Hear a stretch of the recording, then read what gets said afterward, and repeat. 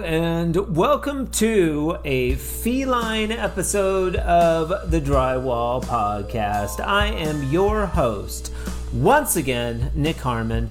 With us today, we have Tom Hawks of Tom A. Hawk Drywall out of Grand Junction, Colorado. Tom and I met a while back when he became interested in Fresco Harmony and was actually the catalyst for getting Fresco into Outwest Drywall Supply in Grand Junction and other locations in Colorado. He was also Drywall Artist of the Year in 2015. We talk a lot about that. We talk a lot about using Trim-Tex specialty corner beads, but we also get a little sidetracked talking about the habits of cats and also a little bit about different texturing styles.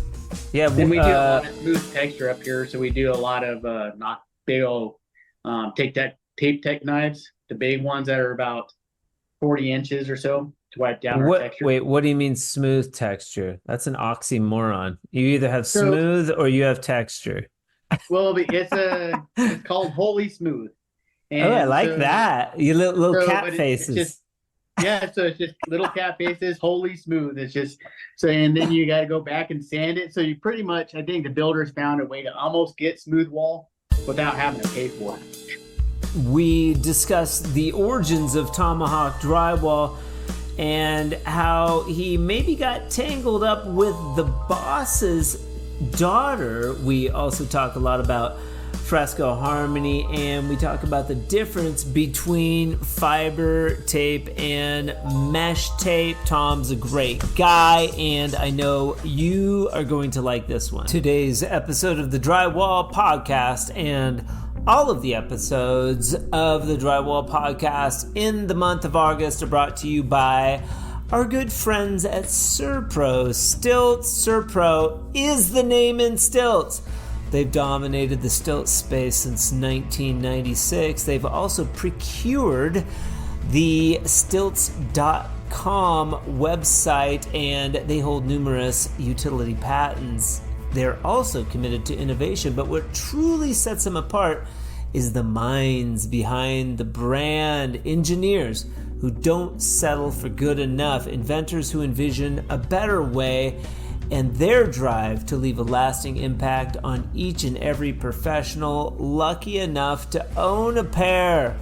They're a true champion of the industry. Be sure to check out stilts.com for more information on the X models, such as the X1 and X2 and the Flexion foot systems. Also, be sure to check out our episodes 99 and 102 with SurPro expert Brandon Hunter.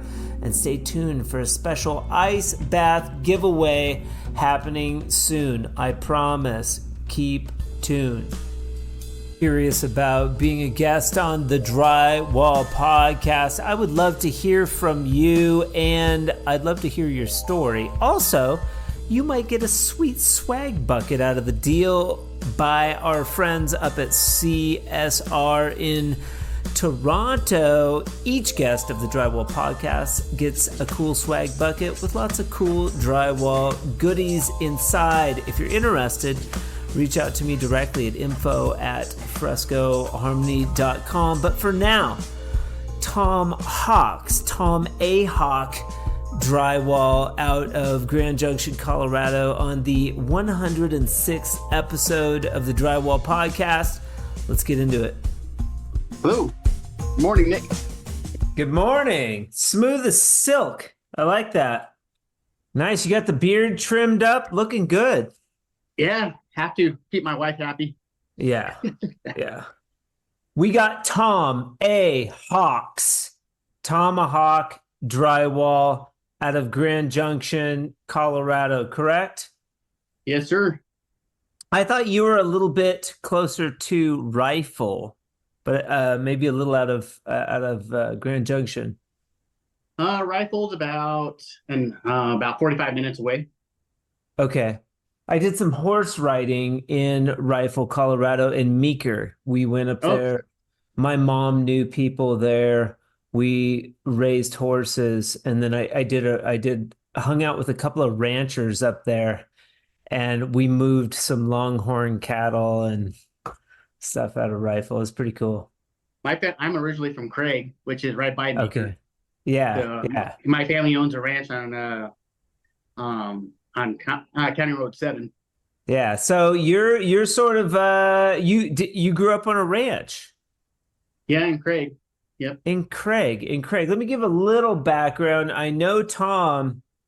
Fun fact, we sell Fresco Harmony in Grand Junction at the Outwest location there. Yes. Outwest's Drywall Supply has 4 locations: Montrose, Grand Junction, Glenwood Springs, and Eagle. Yes. And Tom was cool enough to go talk with Barry at the Grand Junction location. And Barry gave me a call and he was like, hey, Tom's, was telling us about this colored mud stuff. And we ended up signing sort of an exclusive deal with for the Western Slope for Out West. They handle all of Fresco Harmony for the Western Slope of the Rockies there in Colorado. Pretty cool. Yeah, it is. Seems to do pretty well at Valley. What we call it. Thanks for that, man. Colorado's a cool state. It's a little different than other states as far as people that do work, maybe not so much in Grand Junction, but people that do drywall in Colorado travel a lot, always driving from here to there.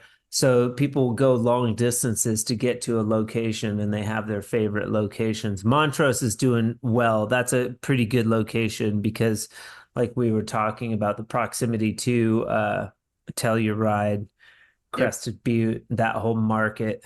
What sparked my idea to have you on the show was that we just had Doug McKenzie on, who is a drywall artist of the year, and you also are a drywall artist of the year with Trim-Tex. Let's talk a little bit about that to start off, and then we'll dive into the history. How did you get to be drywall artist of the year, and what year was it? It was 2015. Actually, I didn't even submit it. He had a sales rep come down to Grand Junction because I was buying a lot of chamfer bead. Okay. And so he was trying to promote it. So his sales rep came down and went through some of my homes, and he asked me if he could take some pictures. And I'm like, yeah, sure, whatever. Yeah. And then he called me up and he said, hey, do you mind me entering these into the Drywall Artist of the Year? I'm like, yeah, you already took the pictures. Go ahead and do it. Yeah. Then I got a call later on and said I won. Very cool. Was that Don by chance? Yes, it was. Yeah. Yeah. Cool. Really good guy. Really good guy. They have such a great staff at Trim-Tex. Just really great people. Yeah, they loved it. Anybody that's confused or anything, they have a showroom area where they can teach you how to put on Trim-Tex, and they'll answer your questions. They don't treat you like you're stupid or anything, and pretty cool stuff.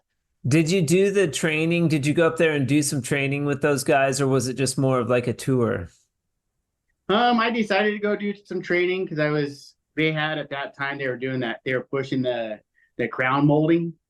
Okay. Where you put it over the top of the drywall. And I was like, and it had the rope lighting involved. And I wanted to kind of just promote that a little bit, just learn more about it. I knew how to do all the cuts. I just wanted to just go up there and check it out a little bit more. So I did a little bit of training just to check it out. Yeah, you did a bunch of the step, didn't you? I just did the crown molding up there, but down here, I pushed a lot of been doing Magic Corner, one of their big products for a long, long time, which is awesome. And then small chamfer and baby bull and bullnose and square. I've been doing it for a long time because it actually it's callbacks are freaking minimal. It's like, that's every company.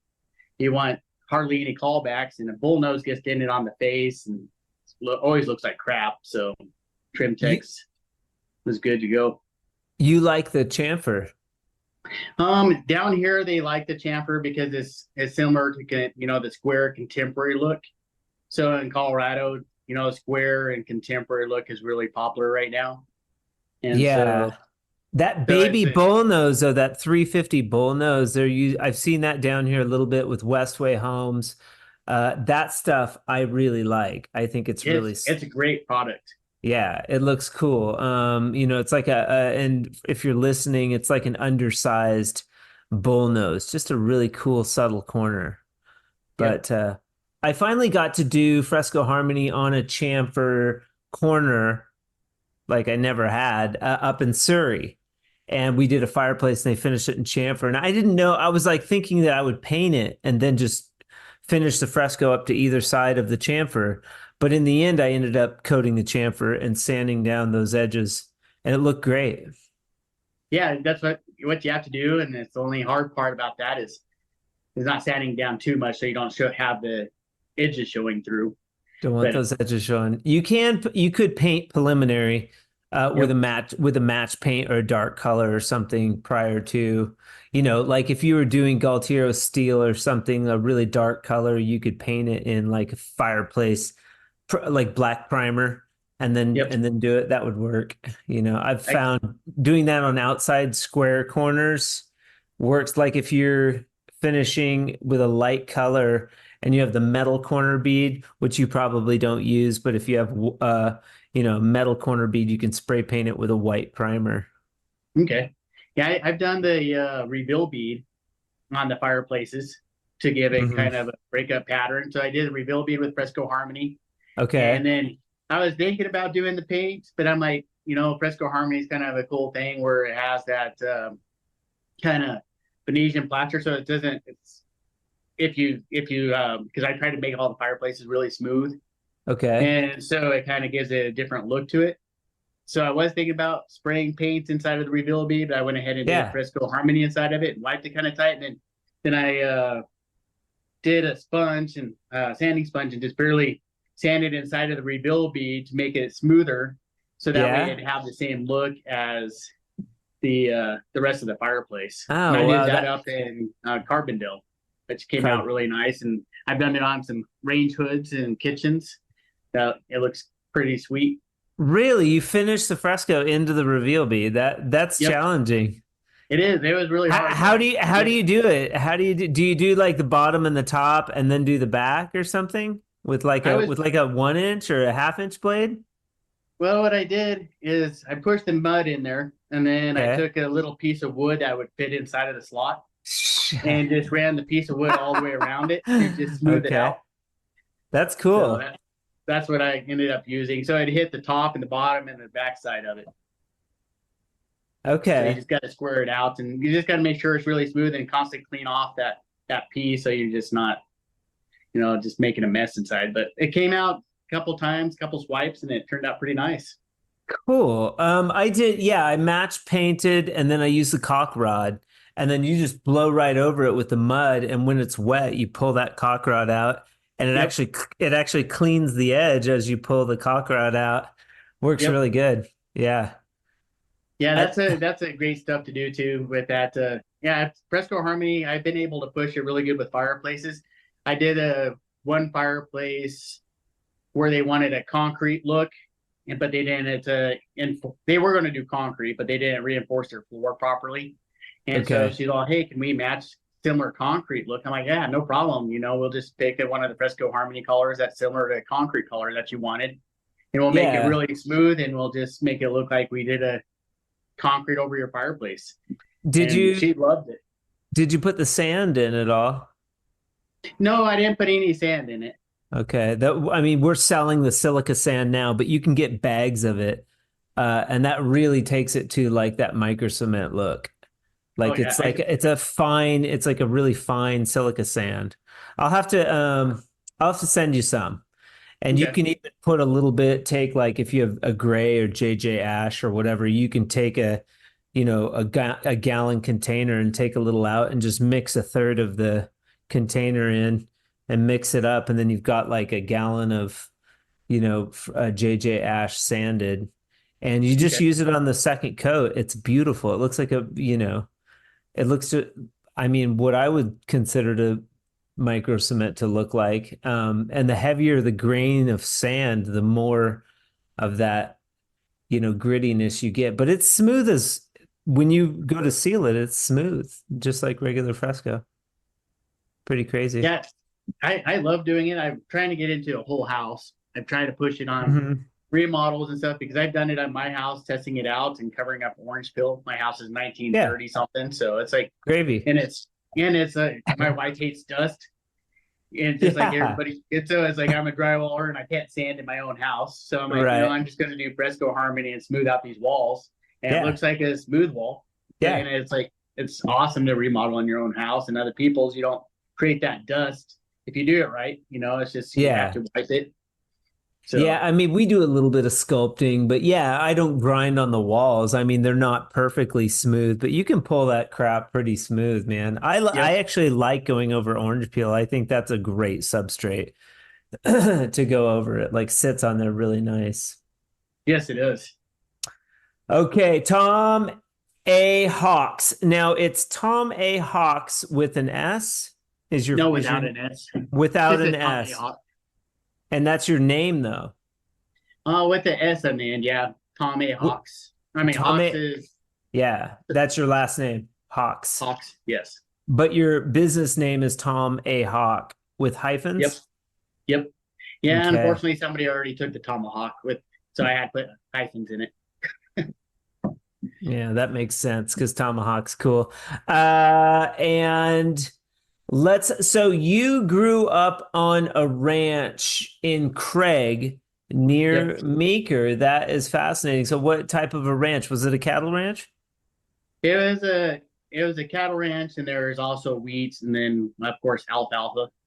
Okay. So, Okay. So why in the world drywall? Why didn't did your dad want you to learn the family farm and take over all of that? I know that's probably pretty a regular path for people in that area. And if you don't know, if you're listening, it's a real sparse area. There's farming, there's cattle, beautiful rolling hills, gorgeous area, lots of widespread ranches and things like that where, small town atmosphere. Um, how come you didn't follow and just take over the ranch and do all that? well, it's on my mom's side, and so Okay. my uncle took over the ranch, and then his kids ended up taking over. Oh, And so okay. I lived on the ranch next to my grandparents down at the bottom of the valley. And then my mom ended up moving away from the ranch Okay. when I was 13. And Okay. then we ended up moving to Grand Junction. And Okay. so You about at 13, we moved up to Grand Junction away from Craig. you became a city slicker. I did. Yeah. Yeah. Did your cousins make fun of you? No, luckily. Okay, so you were young when you moved to Grand Junction, and so you did your high school and all that in Grand Junction. Yes, I did. Did you Yep. wrestle in Grand Junction then? Did you wrestle in high school? I did for a little bit. And then I got a lot of stuff torn in my back right shoulder in a Okay. tournament. And so that kind of ended my wrestling career. So Uh, it took a lot of rehab on my shoulder to get it to where I could use it really well again. So okay. All right. So we're in Grand Junction. Did you graduate high school? actually, no, I got my GED. I That's got why I into ask. That's why I ask. Because with the drywallers, I just assume everybody graduates high school. And with drywallers, it's about 50-50. yeah, it is. I got into I was starting doing drywall when I was 16 and started making some decent money, I thought at the Oh, time. wow. Okay. That's young. Yeah, so I was like, man, so I started pushing me full time and doing drywall. So I'm like, man, school, drywall. So I started doing drywall. It's kind of at that time, money is overpower school a little bit. Of course. And yeah, of course, especially if you're on that trajectory, if school's not really your bag, you grew up on a ranch, you know how to work hard. And then that drywall stuff, man, it starts to appeal to you. You're 16 years old, so what year are we looking at? You look pretty young. How I'm old are, I'll be 48 in September. Oh, we're the same age. Excellent. Good. So it was, We both look really young. yep, we do. You look great. Very cool. So 16, yeah, that's not 92. Yep. 92 thereabouts. And yeah, the power of the dollar was good. See, I know how old you are, so I can reference my own, my own experience. I was playing a lot of soccer. So I did have a friend though whose parents were very strict. He had to work to buy his own car. So he would get odd jobs and things like that. But I was on the like sports trajectory, so I was lucky. My parents got me a car. He had to pay his own insurance, which I thought was ludicrous, But he did. He worked and went to school. He became emancipated like in the in like his junior year. So he would like sign himself out of school all the time. I would skip. He would sign himself out. We go smoke weed or whatever, do nothing. Yep. Very cool. So you jump on, I guess that would be summer, or did you quit? You must have made it through your sophomore year of high school. And then I just started about my sophomore before I went, yeah. Okay. And sorry, my cat is bugging me. Oh, you're fine. Because the screen door is closed. He has a cat door. That's what's going on here. The cat door. Well, I have a Labradane. She's laying in here. She's kind of big. And then this door is really small. And so I have a Labradane dog and I have a cat. And so the only one that uses the cat door is the cat. So it's a cat door. He's pretty cool though, but he is like, and he's a talker. He's really loud, but I was like, what the fuck, dude? Why are you? He kept meowing. But if the screen, we have like a security screen, if that's closed, then if he doesn't have access, he's like beside himself. So he goes in and out and shit, I mean, I grew up on a farm too. It's like, I think I talked about it once before. I think Kevin Bush, on the Kevin Bush episode, we talked about dogs and like you have a different opinion of dogs. It's like I love dogs and stuff, but I think you have a different opinion of dogs when you grow up on a farm with a dog. Yep. They're just there. they're not like, it's not like I take her for walks and stuff now. I mean, but it's like I feel like people that grow up on a farm have a different relationship with dogs. And cats too, because we always had barn cats. Yeah, they're just cats that hang around. I mean, he sleeps with me and stuff. But I have no problem like letting him go roam the neighborhood. Like I don't give a shit. You're on your own, I'll feed you, and that's about it. Good luck. And nowadays it's like I go into like PetSmart and I'm looking at like the poor cats that are in the cages in there, and I'm like, if you let your cat out, like if you go into a pet store and you see the pets in these cages, but if you're a person that lets a cat in and out, they won't sell you the fucking cat. Really? Like because it house cat. It has to be inside, and I'm just like, okay. Because I mean, in my opinion, cats they can't be in. They have to go. They got to go kill a bird or bring you a gift of a snake back or something. Yeah. Cats like house cats are neurotic. I feel like and they're always like by the window. Like they want out all the time. They're from prison. Yeah, we digress. Yeah, the world of cats. We could save the world of cats for the second episode, which leads me to a question, Tom. Have you listened to the Drywall Podcast at all? No, I haven't had time. Okay. I need to. I've seen you come up on it. I've heard little sections of it. Okay, you're on Instagram, correct? Yes, I am. Okay, so are you heavy on Instagram or are you primarily Facebook? I do both. My company is on Instagram. I have a little bit on Facebook, but mostly anything I post or anything, it seems to be easier on Instagram than Facebook. Yeah. So I just post everything mostly on Instagram. Cool. So you're 16. How in the world did you get into the drywall trade? I mean, that seems unlikely for a farm boy from Craig in Grand Junction. Well, my brother-in-law was doing drywall actually, and his uncle did drywall for a long time, and I was at my sister's house, and he came home back in those days. You got paid in cash, and our table, and he like whips out this wad of cash. Yep, in Banner it front of my out. sister. I'm like, holy crap! I'm like, I want that. I'm like, are you guys gonna hire anything? He's all, no, I'm not gonna hire you. So I push him and push him and push him. He's all, fine, we'll hire you. So all I did forever was mixing mud and spotting screws. Oh, cool. They treated you like a true cub, Yes. like a little bitch. Yep, I had to mix all their mud, all their screws, scrape the floors. Okay, nice. Yeah, I feel like it builds a little bit of character. It's kind of dickish. I mean, if I was running a crew, I would get them into like doing stuff more quickly. I've never really trained somebody up like that, but I feel like that's a good way to start because you do all the shit work for like a period of time to see if you can hack it, man, because some days suck, right? Yep, and I had to clean all the freaking tools. So even in wintertime, it's like, oh man, you get to clean all the tools. So you got to go outside and freeze while you're spraying off bazooka and everything. Yeah. And boxes.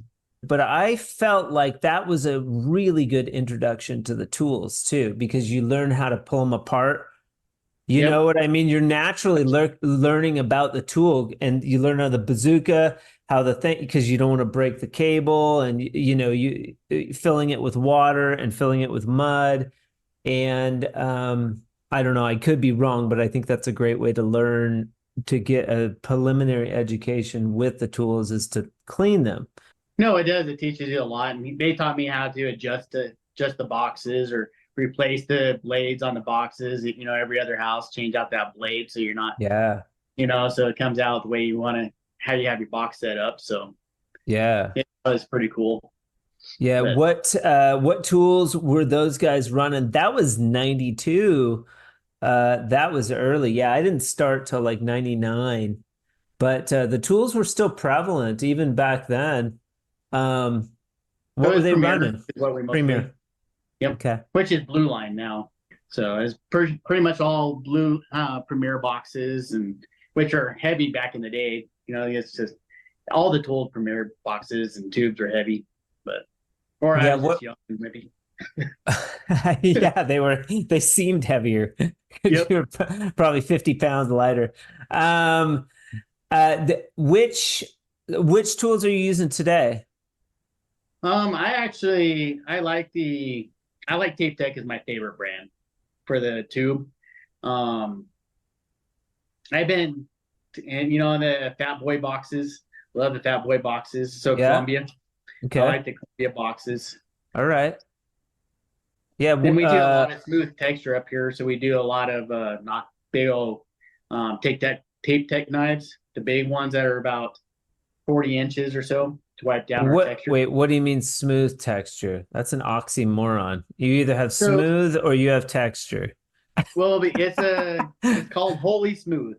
And I like that. You little cat faces. So it's just little cat faces, Holy Smooth. It's just and then you got to go back and sand it. So you pretty much, I think the builders found a way to almost get smooth wall without having to pay for it. Yeah, well, in Crested Butte, we would do what was called Santa Fe. I don't know if you call it that. Do you guys do that one with the pool trowel, or where you leave the lightning bolts? I call it Spanish lace.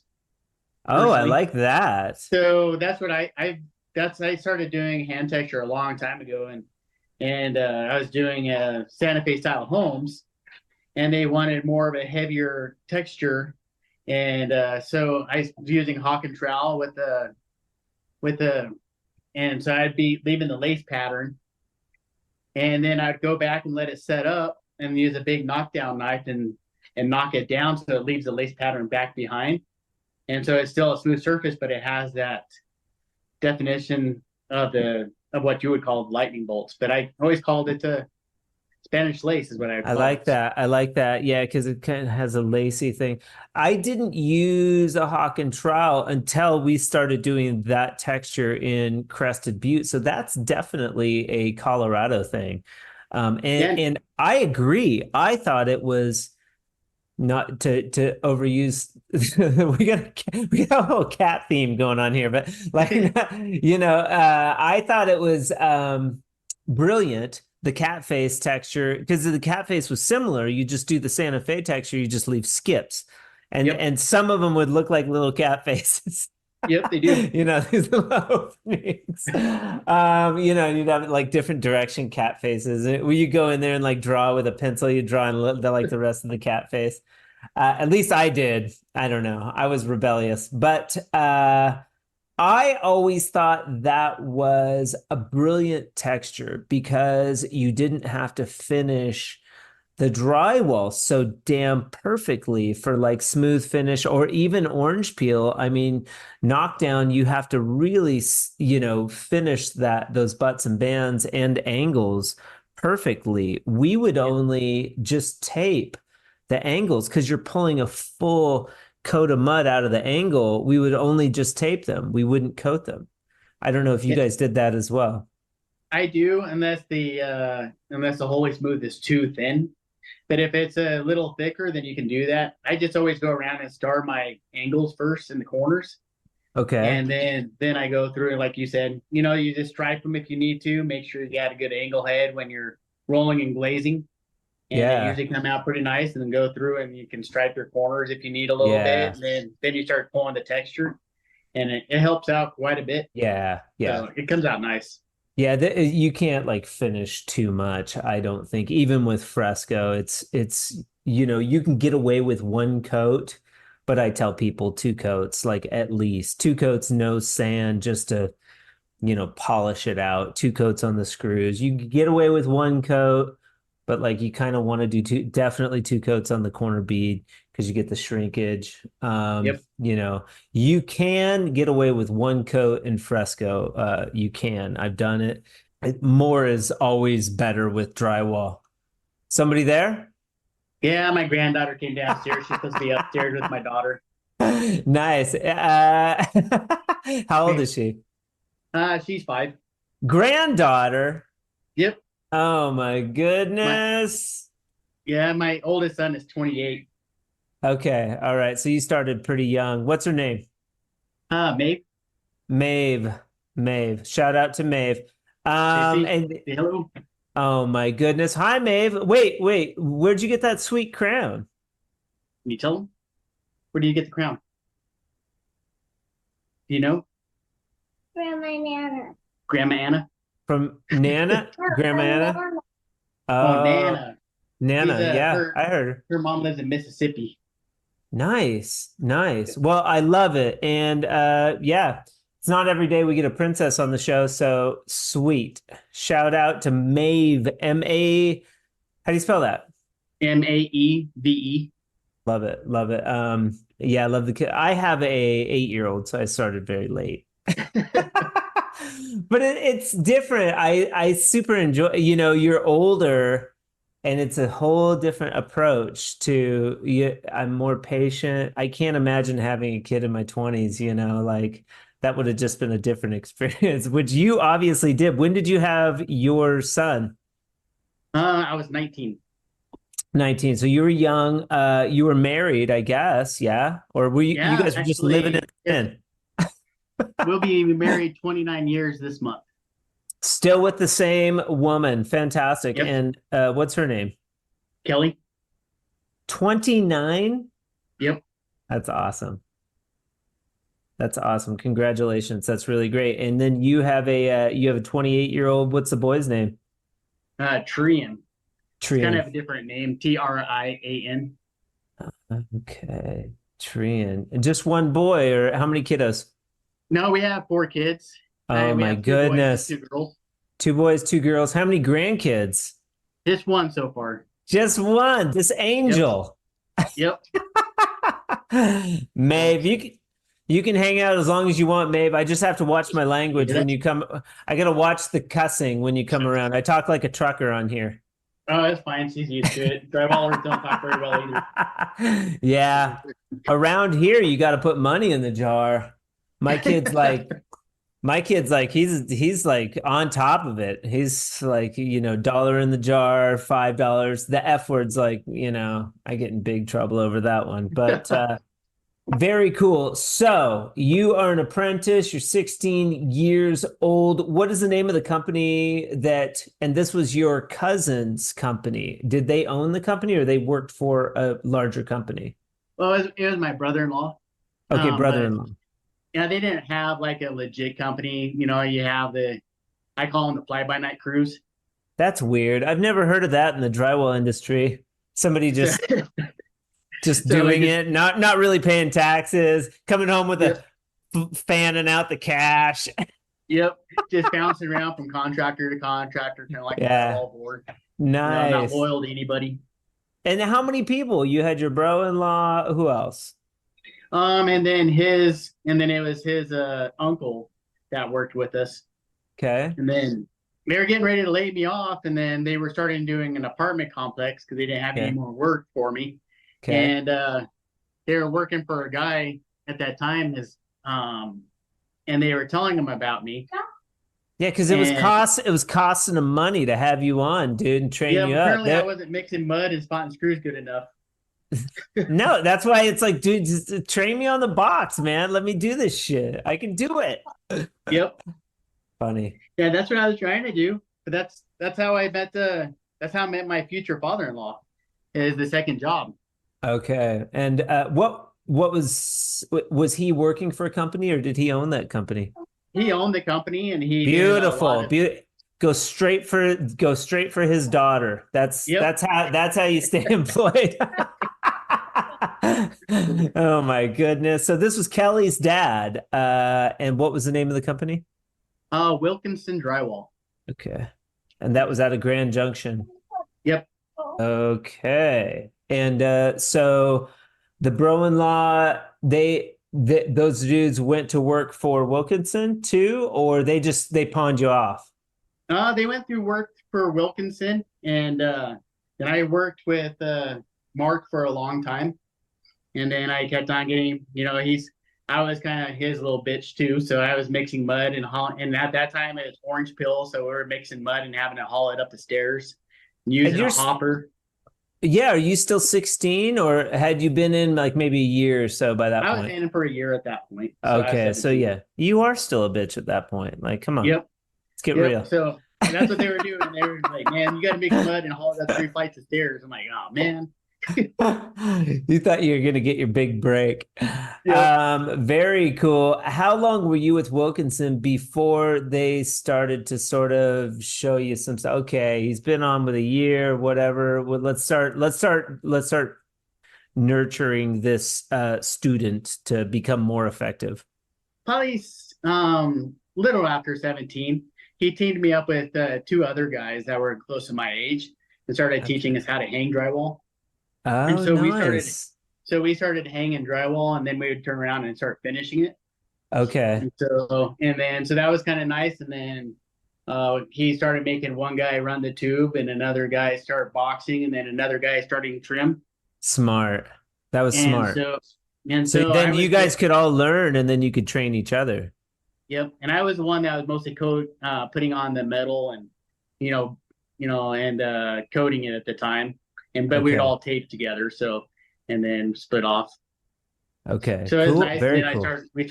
then he started kind of switching us and letting us use the tool. Then I started getting taught how to use the tools after I was getting really good with the coating metal and everything. So Yeah. Yeah. Very cool. And how long were you with, and what tools was that company using? it was still Premiere.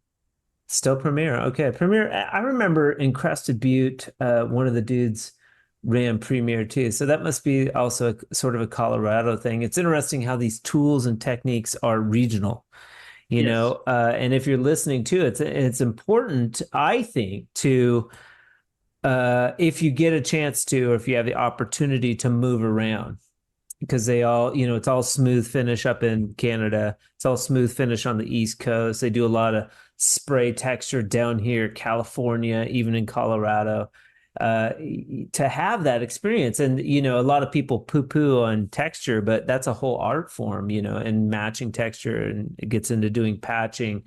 Yep. I never got to hang a whole lot. My boss in Crested Butte taught me a little bit about hanging, but I think getting that knowledge of hanging is so important, and putting up corner bead, it's just so important. You're with Wilkinson, you're rounding out your education. How long are you with Wilkinson for? probably about 2021. Mark. And during that time, you absconded with his daughter, Yep. and he was gonna kill you. Probably, yeah. He was really irritated. He was Was younger than me. he? She's coming Yes. around the job site, prancing around all the workers. Tom's like, I don't care. I don't care if she is the boss's daughter. I'm going for it. Yep. Yeah, and then, yeah, she's, yeah, it was an interesting time. Yeah. Well, obviously it worked out. I'm sure that you and Mark get along very well now. You seem like a pretty decent guy. He probably couldn't have been luckier, truth be known. So you're hooked up with her, with Kelly. You still continue on with Wilkinson until you're around 21. What do you do at that point in time? I started, venturing out. I ended up started doing some parade homes. I ended up working with a guy named Alan. I don't remember his last name anymore, but I started doing a lot of finishing and texturing for him. And he was out of Montrose. And so I started doing a parade home in one subdivision. I did another parade home in a upper ends subdivision by myself. And I ended up winning, those houses ended up winning you know, best builder of the year and all everything in there. And then the hand texture on my end started taking off, and I just ended up teaming up with another company called Preferred Drywall. Were you by yourself at that point, or you were just sort of farming your talents out to individuals that needed you? I was getting my feet wet, so I was doing both. Okay. And you're learning at this point, you're probably learning more about square footage pricing. Are you getting like piece rate for some of this stuff? Yeah, just square footage is the way they kind of did it more back in the day. Now everybody just pays by the sheet. But square footage, it's you're lucky at finishing. Back then is when it started doing really well, was 16 cents a square is what you're getting paid. Yeah. So it was, but that was, at that time it felt like a whole bunch, even though it was $7 a sheet. I mean, Arizona was worse than Colorado. When I went up to Colorado, I was making 22 an hour, so that was a lot of money. Yeah, it wasn't bad, but I mean, our boss was smart. Like, he paid well, and he kept like this crew, and we'd finish like, custom homes in Crested Butte, like one after another. It was a good way to do it. But he was smart enough to like know to pay well. If you have good people that are making you money, pay them, Yeah, we've had 100. You're number 106. Holy cow. Yeah, we've had Joe Koenig. We've had Wolfgang with Can-Am Tools. I interviewed Bernie, the guy that founded Columbia Tools, and his two sons who run Columbia Tools, Aaron and Elliot. They have a 2-part episode. A lot of good episodes, man. That's a lot. And were you doing podcasts before you? No.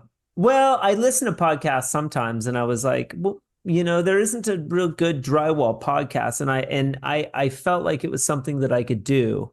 Is that a specialty? Is that chamfer? Nope. No. No, that's not chamfer in this house. My wife doesn't like chamfer. She doesn't like it. You know what? I'm not a huge fan either. The small bowl, I loved the step bowl. That was my favorite. Like, I was so sad that they got rid of it. I did that on a house, and it turned out I did it on all the windows and everything.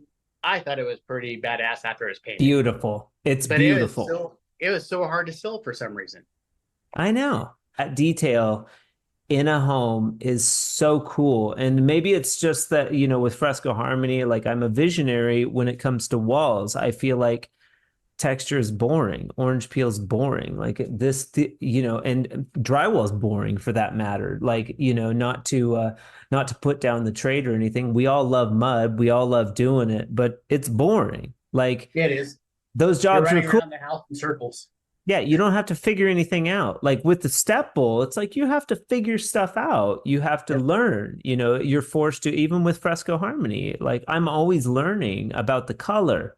It's another level of drywall and working with the mud that creates this like world of, challenge.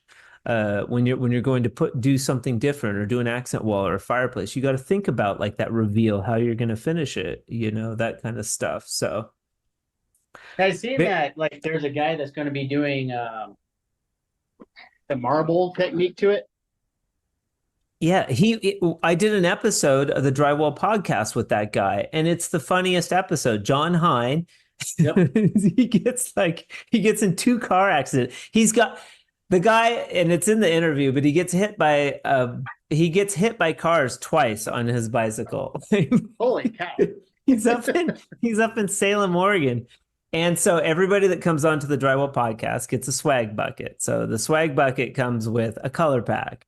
But I think I sent John a color pack just anyways, just like, here, give it a try. And out of the gate, he was making these beautiful Venetian plaster looking samples. And I was like, first of all, how did you even learn how to do that? And secondly, what are you doing with the mud that you're getting it? It looks like Venetian plaster. He's like burnishing it, and he's doing multiple coats of the sealer, and he's putting in like gold like veins.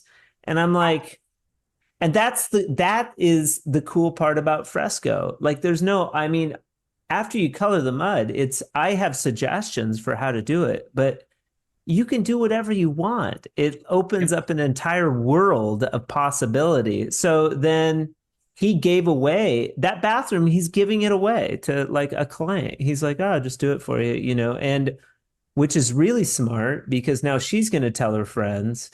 And I think that's a smart way to market when you're first doing it, to give a little bit away and then, start marketing it that way. But no, I agree. It's pretty cool. His episode is pretty funny, and he also talks about being chased by a bear too. So, like, I'll share the link. I'll share the link with you. But he's a character, and then like he has to charge his phone, but he's on the job site, and he walks from the job site to his house, and I'm like, why weren't you just doing the So it's filled with twists and turns and a lot of comedy, but as a lot of these interviews are. Wilkinson Drywall, you finish up with Mark, and now you're starting to farm yourself out to maybe more better builders with these parade of homes, and you're getting noticed because your work is obviously really good. You're around 21, maybe. Let's get to where you start having the idea that maybe you could start your own business.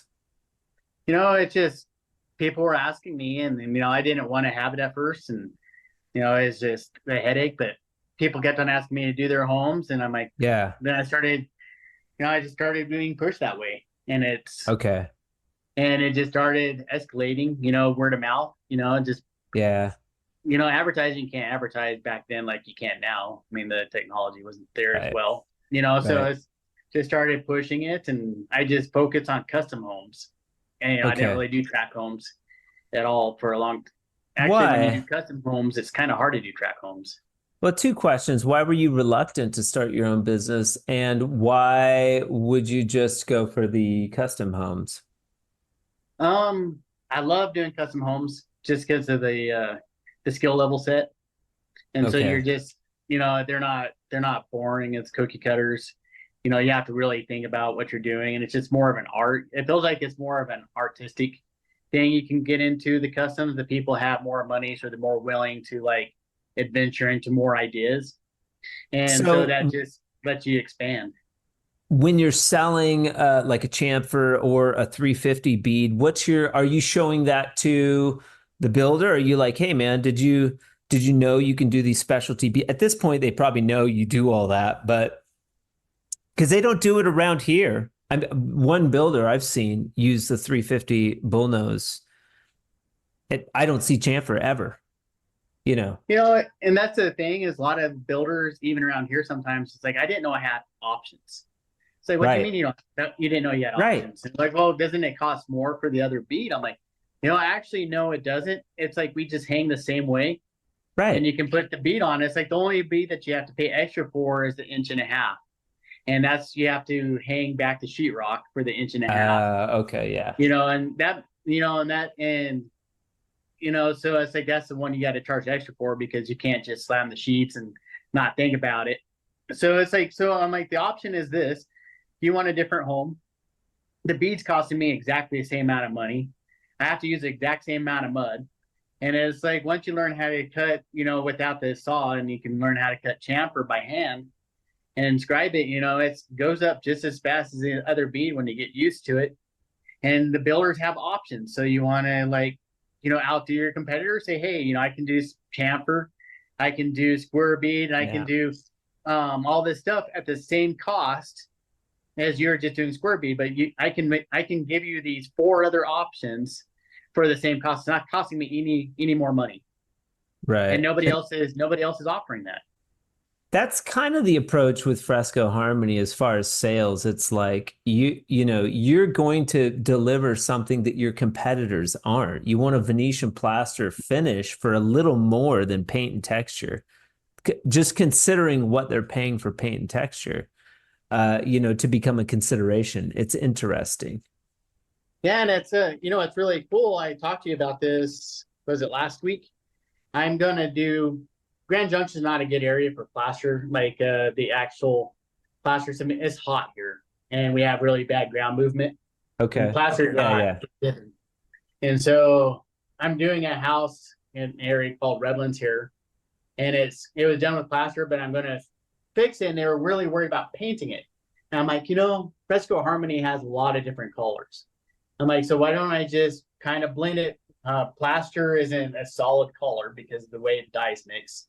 Right. And I can kind of blend that if I do it right with Fresco Harmony to where it should look pretty similar to the plaster color that I want to do. Totally. And so we're going to be starting that project next week using Fresco Harmony for all the cracks and patches in the house to blend it in. Now, and I've gone over plaster with just fiber tape. I find the regular old crappy fiber tape that works for nothing, it actually works really well for plaster. And you can do like a preliminary coat it, and then go right over that with your Fresco system.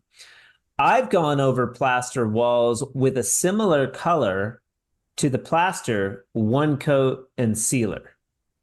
I'm just throwing that out there. It's very efficient. You're doing, because you still get the modeling, even with 1 tight, like second coat, no base coat, because it's flat, it's smooth. Yep.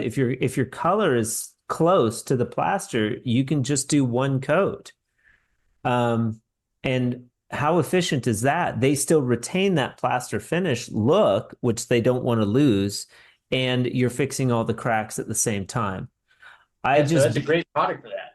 Yeah, I just bid one here. I must have been a little heavy. It was kind of a drive. They had a lot of issues. It was really challenging too, because also with the plaster, you get all the bulbous, weird corners and stuff. I bid it at $550. I felt like that was a good price. They didn't go for it, but I still think that was a good price. It was like 10 grand for, a bunch of really hard, all the window returns.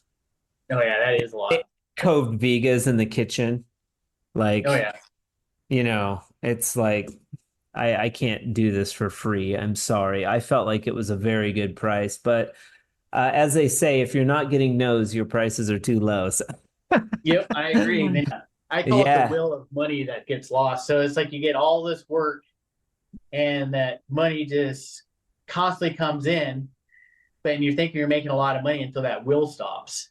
And then you realize you're not making all the money you thought you were because you got all these jobs and you thought you were winning all this stuff, but it puts you under. Yeah. You got to price yourself right. Yeah. So the last episode, Doug McKenzie, he is starting a company called Drywall CEO Academy, where he's actually doing business coaching for drywallers. Kind of a cool concept, and probably something that we need because we never had business, myself included. I never had any business education. And he actually has formulas. He built really successful businesses doing commercial multi-million dollar, ran crews, like all that stuff. And now he's created systems that he's giving back. And I think it's really smart for exactly what we're talking about as drywallers. If we're not like your brother-in-law, just bringing home wads of cash, Yep. with our, our buddy, doing houses that way under the table, we're probably not running our business to its full potential. And builders see that, they take advantage of us, and hence the need maybe for a curriculum or a guideline that drywallers can use to create more profit margin. I think that's smart. My son's in HVAC, my oldest. Okay. And they're using the same system to teach his boss how to go out and promote the business, what to charge for the business. And then there's a painter here. There's a painting. Some people, they're already doing that in the painting business. We can't let the painter get ahead of us. So we need to catch up. So that's awesome that he already did that. What's a painter? Yeah, we don't need it with Fresco Harmony to get rid of that painters. That's what I've actually told some builders that too. And stuff. It's like, I can do everything all that. When I'm done, I'm done. I might have to do a little bit of touch up. That conversation comes up. There's still a need for the painter, though. You got the trim. You have, what I'm proposing is not the entire house, because there's no need to finish the garage in Fresco Harmony. No. You can certainly, but you would just run your base coat texture, just like the base coat of Fresco Harmony. You run your base coat texture on the garage, and then pantry, all your closets, regular texture. And the closets are strategic because those would get sprayed out after they put in the hardware and the shelving. That's true. So, and then another company here that's done several whole houses, Elite Drywall, for custom home builders, they waited on this last one to seal 2 days before CO, which I was like, well, that's really smart. I've thought about that before, but the sealer's no big deal, man. You can go in, you don't even need a mask, and you could have a couple guys cruise through the house. All your patchwork is done, all the holes have been made, and you go through and just seal the house in 2 days before your certificate of occupancy. And I was like, that's pretty smart. Yeah, that is. Fresco Harmony is a different way of looking at finishing houses. But there's a learning curve. Nobody's done it, man. And I'm always like, just like with the step bowl, it's like, why? It looks cool. Why wouldn't you? And the remodel parts, I think that's what I've been trying to push it really hard too, is on the remodels. I think it's a product, like I was saying, without the sanding. I mean, you got to dust it on your first coat a little bit, but it's not. Yeah. It's not much. It's not leaving as much dust as normal mud. You don't have to grind it. Just wipe it what you need to, depending on what texture you're giving. Very cool. So you've been running Tom A. Hawk Drywall for quite a while now. How many years you been in business? I made myself an LLC in 99. Okay. Long time. And then you won Drywall Artist of the Year in 2015. That's really cool.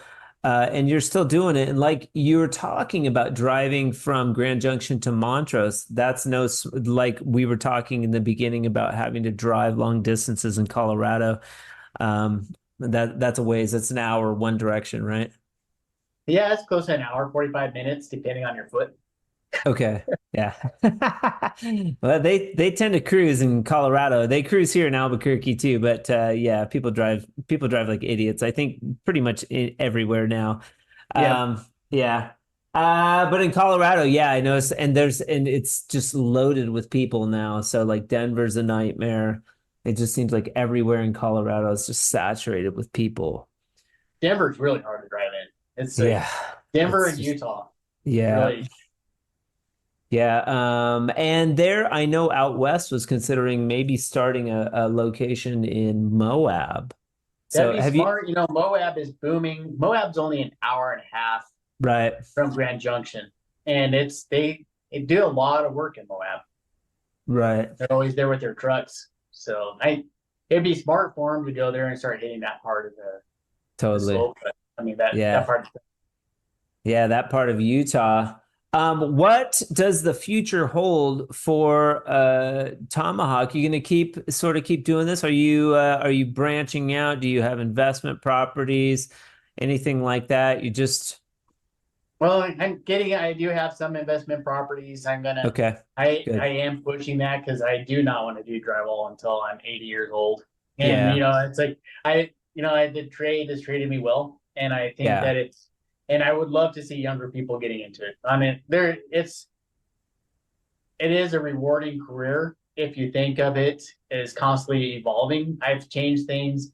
I'm always looking for new things. That's why I got into Trim-Tex before nobody else in my area did. I'm always searching the web looking for new things.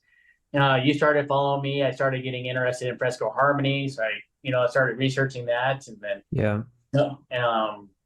so I to get some young people in here would be awesome. And then, as retirement comes, just getting more retirement. I mean, more houses to bring in some income so I don't Yeah. have to do drywall for the rest of my life, even though it's done really good for my family. So, Sure. Do you have employees? no employees there. I run a lot of guys that's been with me for a long time through it's called a professional business solutions, but Okay. it's a payroll service. Okay. And so I just pay them, and those guys have been with me probably a good 15 plus years, actually. And then my other guys are subcontractors like everybody else and can't get them to switch. I tried to get them through there, but yeah, everybody else has been subcontractors to me. What do you mean the difference between the pro solutions and the subcontractor? You're trying to get the subcontractors to go through pro solutions? Yeah, I'm trying And to get them. why? What's the benefit? It's more control in the sense of, a lot of the guys that's been working for me as subcontractors have been working for me for a long time, but for the law code, they have to work for somebody else for a certain period of time.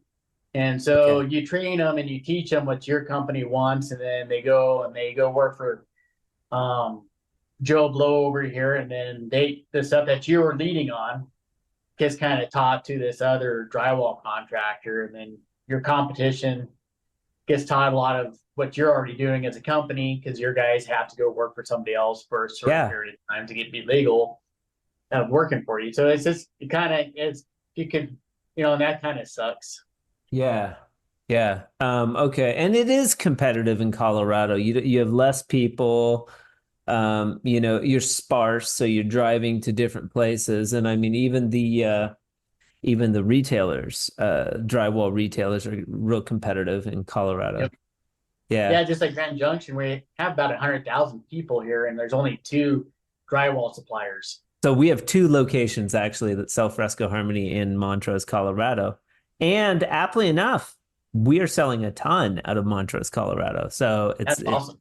it's very cool. We've got John Galtier over there doing it, and Nick Boyd, owner of the Drywall Supply Yard in Montrose, he's building out these units, these apartment units, and he's doing them all in Fresco Harmony, which is really cool. Wow. Yeah, so they've been buying a bunch lately. It's been cool. Is there a system or technique that you've adapted recently that you thought was stupid or you thought would never work, but you changed directions and you started using this technique, and it blew you away and you can't think of doing it any differently? Not really. I mean, the biggest thing my company has changed to is we do fiber fuse on all of our flats. Got rid of perfect tape. That's a good And we've one. been doing that for years now, and it's eliminated blisters in the tape, and it's easier to finish. We even use it on patches. It works great on patches. Yeah. Yeah. We still use perfect tape in the corners because it does tear easy in the corners. Yeah. And the other big thing that we do. Do you run it through the bazooka? Oh yeah, but there's a trick to it so it doesn't make you itchy, and everybody's like, "Oh, it makes you itchy." I'm like, "There's actually what I taught my guys to do is just barely dip the fiber fuse in the water, the top part, and that leaves the fiber where it doesn't get into all your hands and your arms and all over you. So it doesn't mess it up. It still adheres well to the wall. Okay. And so, but fiber fuse is awesome stuff to use, and it's We've been using it for a long time now. What about gloves? Do you wear gloves when you run the bazooka? Because Some of my I guys imagine do. it cuts into your hand when you're running it through the bazooka. But I was always a glove guy. I like wearing the packing gloves. I like my wife. I like my hands really rough, so my wife complains about how rough they are, so I don't wear gloves. There you go. So, But she but likes the back. She likes the back rubs with those rough hands. yeah, Maybe it I gets rid of don't all the dead skin and everything. know. Very cool. Fiber fuse. I don't know if you tried this, but it works tremendously well for patching the fresco. But you can actually tear the edge and fray it and get Yep. even better. Do you do that? Yeah, I've done that with fiber fuse, and I was taught that a long time ago with perfect tape. Okay. And so the perfect tape. I've never done it with perf tape. But Yeah, you just just kind of tear the sides and to where it layers, so it's not a yeah, solid line on when yeah. you're doing a crack on the lid, and it really helps out with the definition of the tape a little bit. Now, I've tried the fiber fuse with plaster cracks. And for some reason, you have to, like, if you lay out a bunch of mud and then go lay your fiber fuse out, it'll peel off. It's weird. It doesn't work as well as regular fiber tape. For plaster only. That's just been my experience. Plaster's a unique animal, and for whatever, and especially going around corners, that fiber fuse peels off. And Yeah, I don't know why. I don't know why. It's like the mud locks to it on that end, but it does. Yeah. Besides that, though, it works great. But Besides the that, it mesh works tape great. with hot mud, which is similar to the plaster with the lime. So it's like I don't know if you use hot mud when you're using the mesh, but for the plaster, You're supposed to. Yes. I have gotten away with on plaster using all-purpose with the mesh. Okay. I've got a job 20 years old, didn't crack out. That's awesome. I've also one of the houses that we did, they used mesh tape with all-purpose on the portal, the porch ceilings, all cracked out. Fixed it, cracked out again. And I was like, never again with the mesh tape. So I've had both experiences, but in the plaster situation where I'm fixing cracks and plaster, I recommend the mesh tape. Yeah, and I think it's a great product to use. And the other thing that I do is expansion joints. And so Trim-Tex had, when I was up there and I walked through after winning stuff, I talked to them about the hideaway expansion joints and then also the rebuild bead. I brought up, I'm like, well, can I do decorative rebuild bead where the house is going to crack out the most? And they're like, well, we don't really build it for that, but they did it on a test thing for me. And they're like, yeah, with elds, it does really well, just like the expansion joints. And so now my company, if we have like smart on soffits, they like to crack a lot, even if you span past it. What's the difference between expansion joint and reveal bead, real quick? Well, the reveal bead is a decorative reveal bead. So it's a square design look that sets up inside of your drywall. Yeah. And so it's just a decorative look that you put in. The expansion joint is a rubber flange that's in the center. Okay. And so that rubber flange is made to push together and also pull apart. Okay. And so you don't put any mud in there, but a lot of people get confused when they actually see the paint peeling out, but it's actually just paint. It's not mud. So that's my big sell point too. It's like, well, we don't have to remud it if we put the expansion joint in.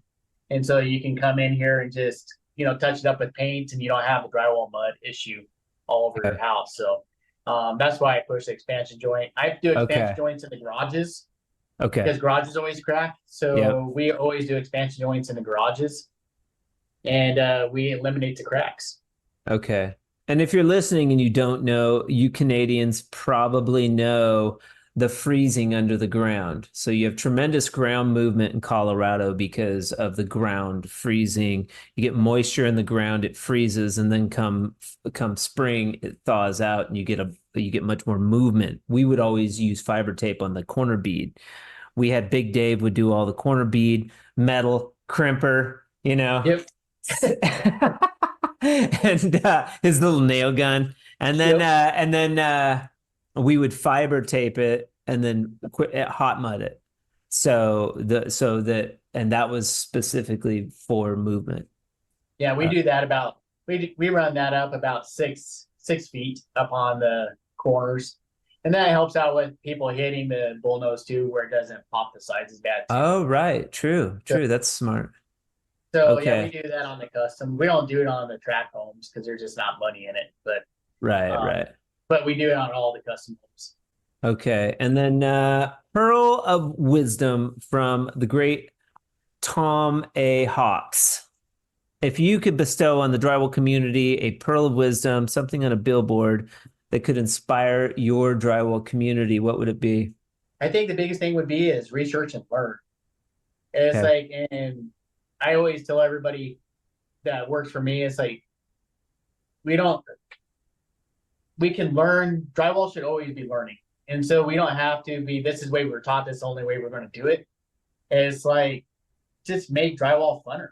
It's like by learning about your trade, learning how the system works, talking to your representatives, talking to engineers, just learning about your trade and making your product better actually makes drywall funner.